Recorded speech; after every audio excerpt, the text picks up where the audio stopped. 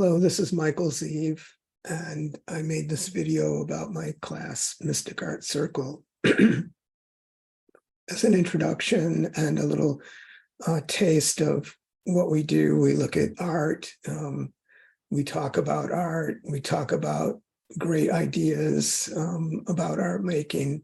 The class is 3 hours. It begins with a meditation, a poem. We look at great artists of the past, or sometimes a more obscure artist. We have a short conversation, and then we make art in our homes, our studios, for around an hour. Then we come back and we talk about our work. And it's for all kinds of artists, whether you've been working a long time or you're a beginner, whatever medium you're working in. It doesn't matter, even if you're a writer. We've had people who are poets and they begin making art. So whatever kind of artwork, everybody's welcome. We have a very open, non-judgmental community of people. I try to, by showing the art of the past, I try to give people a wider visual vocabulary to use in their work, to provide inspiration. Art is not just about trying to make something beautiful, but it's also about the discovery process, making meaning. There's often struggle along with surprise. And there's this wonderful dialogue that artists have, because there's the curiosity that artists have, curious to know how we relate to the world, how relationships work, how our inner landscape dialogues with the outer world. And so we're investigating all facets of the self.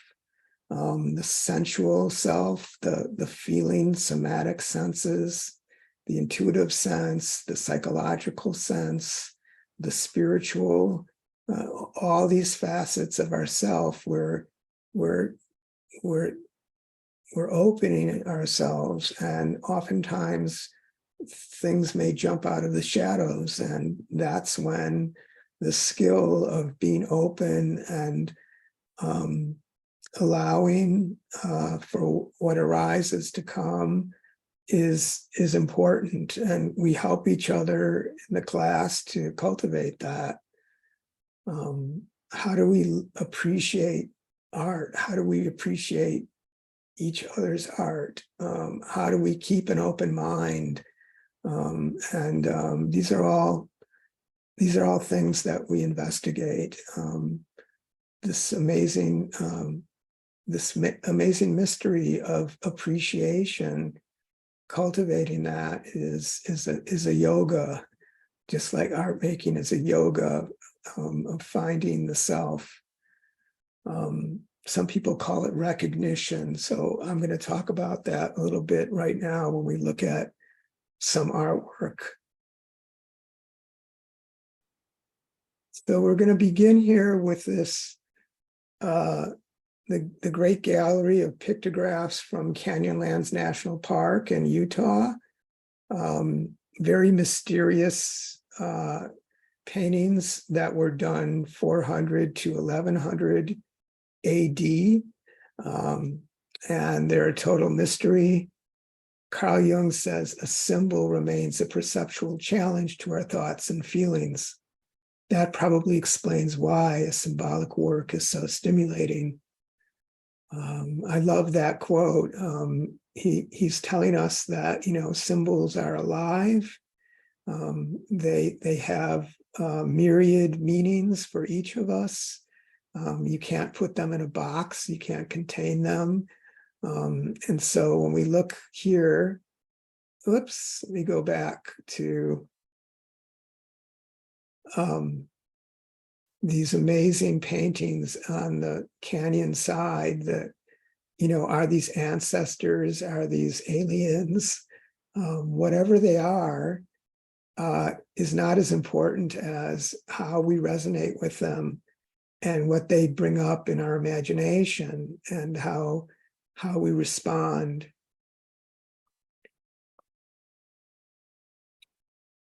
So here we have this wonderful painting from 17th century India, the goddess Ganga, a painting about the river, with the goddess being the symbol of the river, riding on her fish, holding the lotus and the vase,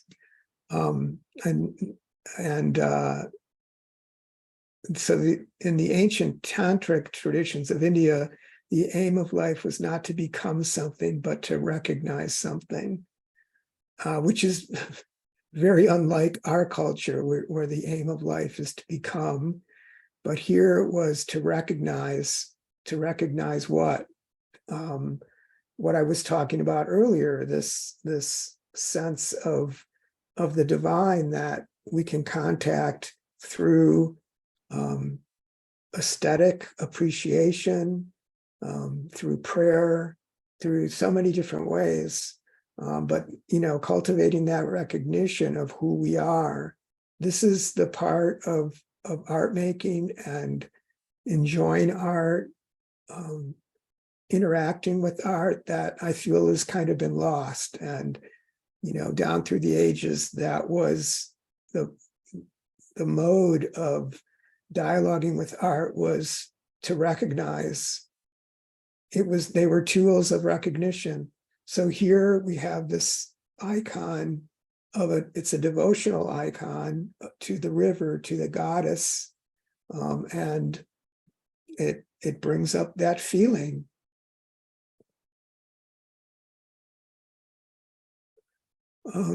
Carl Jung again, true creation is to give birth to the primordially ancient in a world that is new. This is a mandala that he created, that's in the Red Book, which is the incredible journey of his time, with his fantasies and dreams and deep spiritual soul work. And so we have at the cardinal points, the masculine and feminine souls, and then they're divided into the light and dark. On the left is the dark feminine, the light masculine, the dark masculine. So these were all aspects of himself that he was dialoguing with. And they're at the cardinal points around the center of light. And so as he was showing us how to take in all the aspects of ourselves, to create wholeness. And that's what this path of individuation that he talked about is about. And this quote, touching into giving birth to the primordially ancient, this is like almost a litmus test for art making. Like, does it have that quality? Does it touch into the ancient? Because when it does, it also touches into the future and it resonates with us. Emma of Klint was a great Swedish artist from the early part of the 20th century.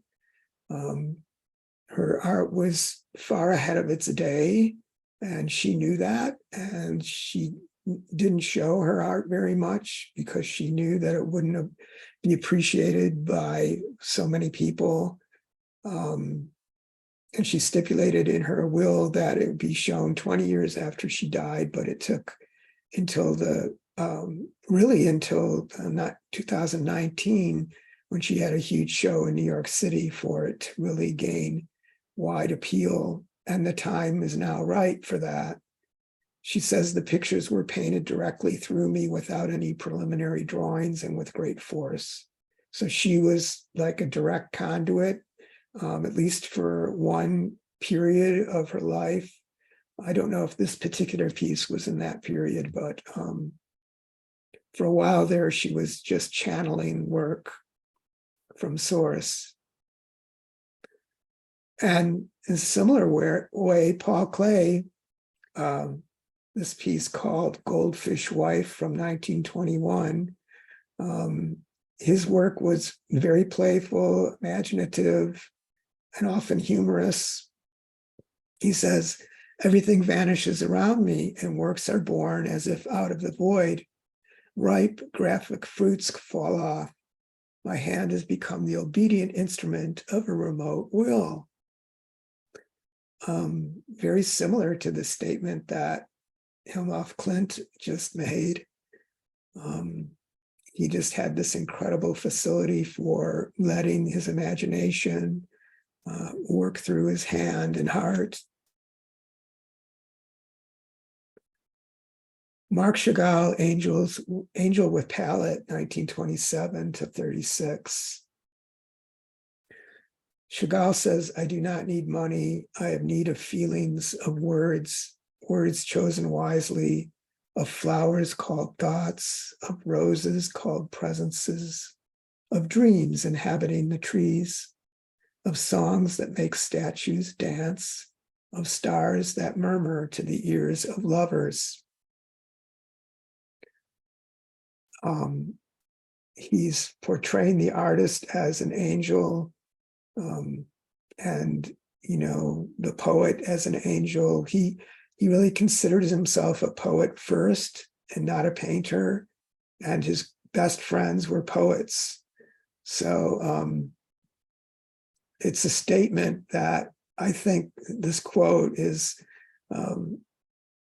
probably something that is strange to our ears. When he says, I do not need money, I have need of feelings. But he was a dedicated mystic, and he was talking from his heart. Of course, he made a lot of money too. Martin Ramirez, Untitled Madonna, 1950s. Ramirez was an untrained artist, one of the great artists of the 20th century. Didn't start painting till he was 63 years old. He wasn't a painter, he was a drawer. He was a Mexican immigrant who came over to this country as a young man looking for work. Got work on the railroad, had a nervous breakdown when he was, when he was 30 years old. And he was institutionalized ever since that time with catatonic schizophrenia. It wasn't until he was 63 years old that he started painting drawing. And his doctor provided him with some materials, but he would use anything he could find. And he did, in those 12 years before he died, over 300 amazing drawings. And he used stuff, from his past memories, magazine pictures, but he made these incredible architectural spaces that are just incredibly alive, intense, and touching to us in a symbolic way. Carl Jung says, your vision will become clear only when you can look into your own heart. Who looks outside dreams, and who looks inside awakens. Emil Nolde, Two Large Amaryllis Blossoms with the Figure of a Saint, 1925. He says, the artist need not know very much, but best of all, let him work instinctively and paint as naturally as he breathes or walks. And we could see here, he's using this very ancient motif of a saint or a fairy, surrounded by these larger than life flowers. And this goes back to pagan times, and he was bringing that up in a new time, as Jung said, bringing the primordially ancient into a new time. Agnes Pelton was another great, fairly unknown artist of the 20th century. This piece is called Alchemy, 1937 to 39. She was somewhat known in her time, but that didn't last after she died. Basically, her art was too spiritual for the cultural milieu, and certainly for the art world to give her any place in the canon of art history until more recently. She's been reappraised, and she's now enjoying much more popularity because the time is more ripe for her work. Her work is incredibly sublime and highly nuanced. You can't really see that here in the photo, but you can see it in the real paintings. Her most influential teacher was Arthur Wesley Dow, and he was also the most influential teacher of Georgia O'Keeffe. And he says art is the most valued thing in the world. It is the expression of the highest form of human energy, the creative power nearest to the divine. The power is within. The question is how to reach it.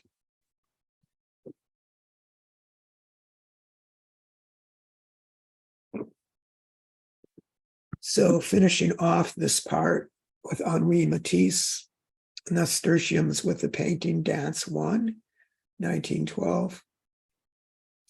Matisse says you study, you learn, but you guard the original naivete.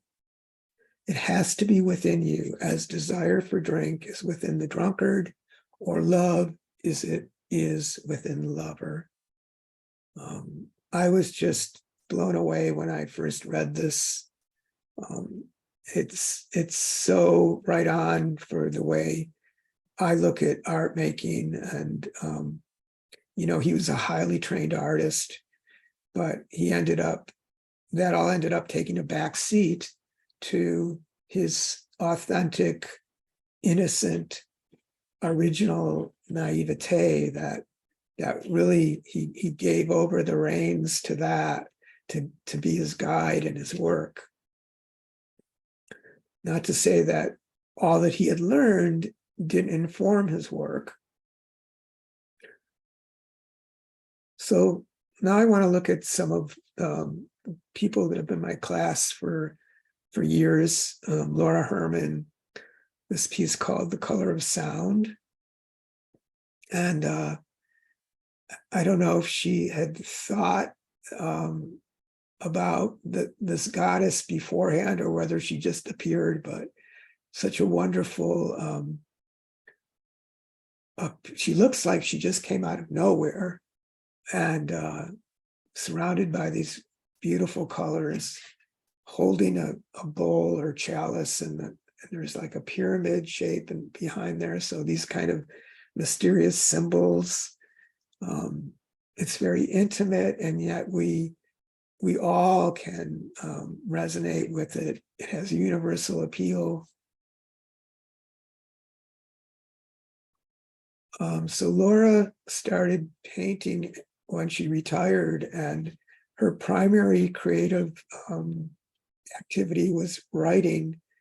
And now she's making watercolors. And when she came into my class, she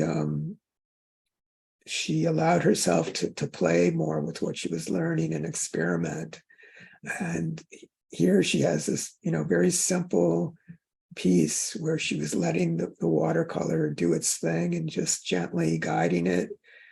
And it just shows how you can make a wonderful piece very simply.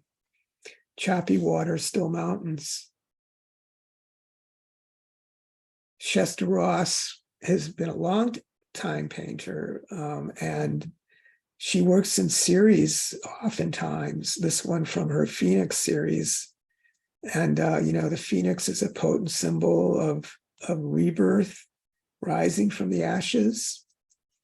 And it looks like there's a bunch of symbols in this piece that we can only speculate about, but it doesn't really matter what the meaning was for her so much as what they bring up in ourselves.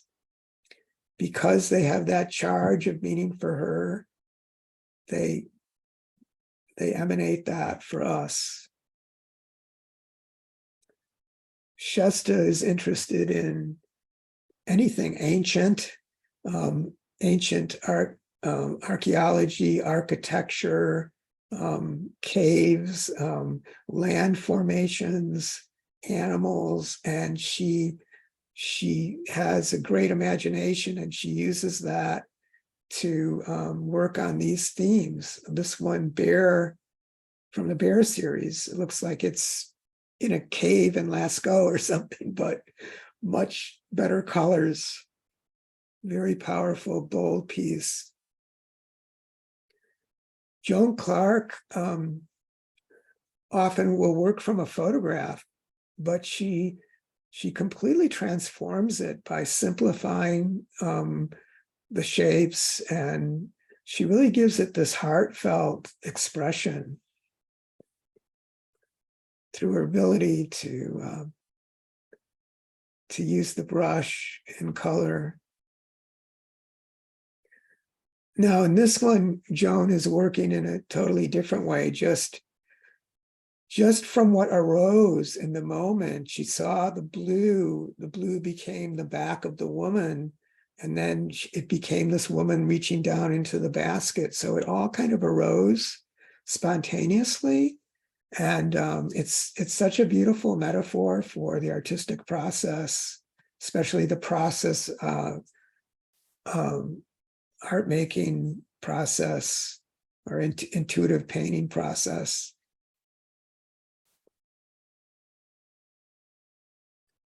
Jennifer Robin has been in my class for years, even before when I was teaching at the Sebastopol Art Center, before the online classes.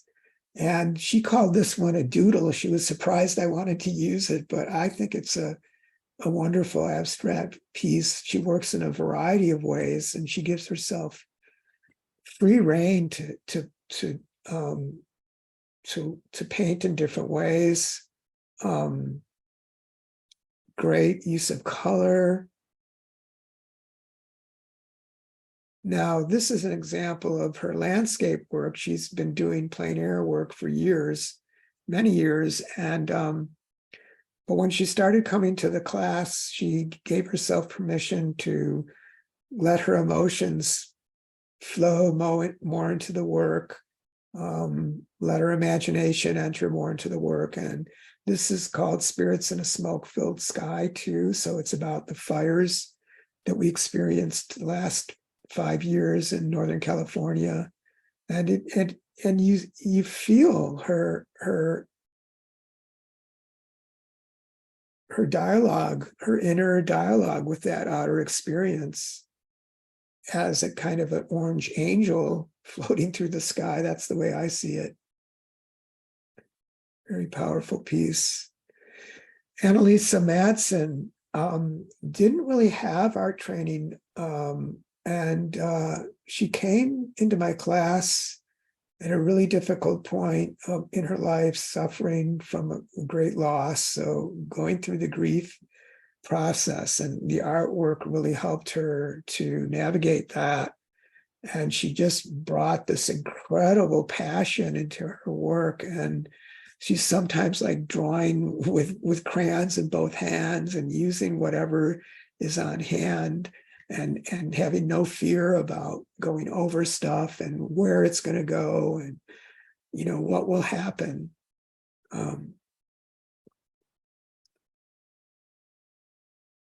And her expression, this one called Begging Bowl, her expression can just be so raw and from the heart. And there's these, it's like sometimes the figures are shape-shifting into animals or into other beings, and you're never, they're just so numinous and alive and deep archetypal images.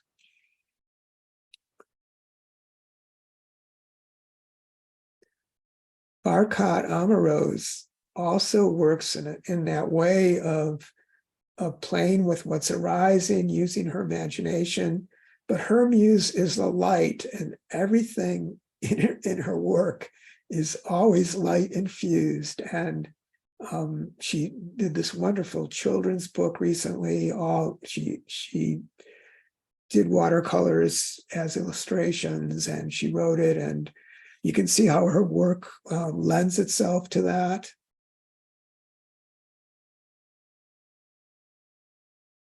This one by Barkat is also in the same vein, but she also does plein air work. So this is kind of bringing the two together, and that's what's been happening in the classes.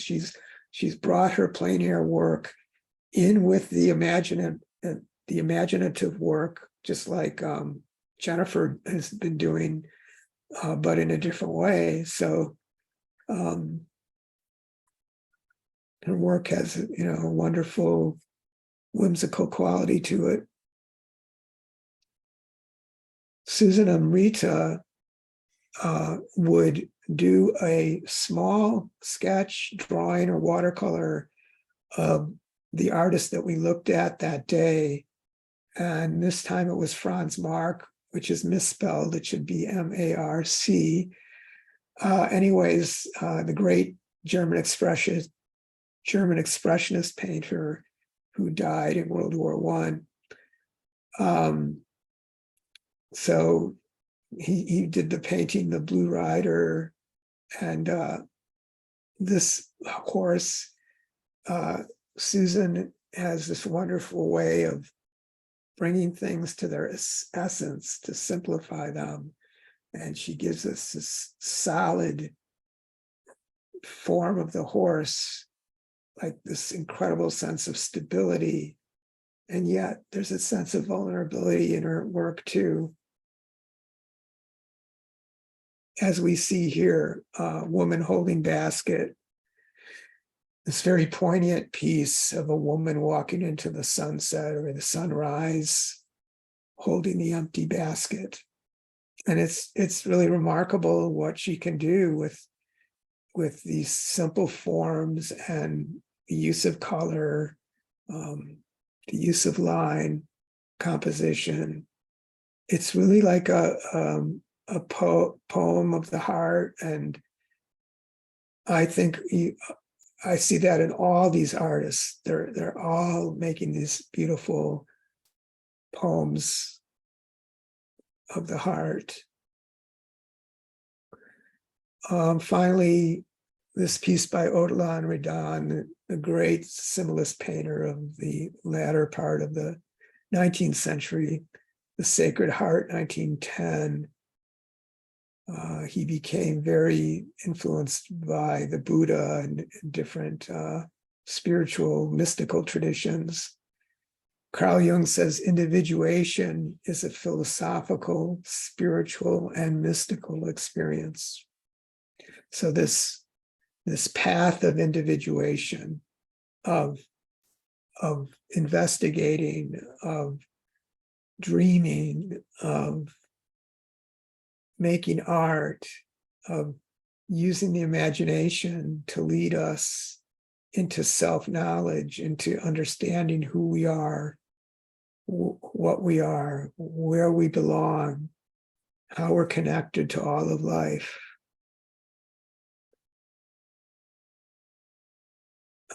So I hope that you took something away from this that sparked your curiosity or gave you more inspiration, gave you greater appreciation of the possibilities in art making. And thank you for watching.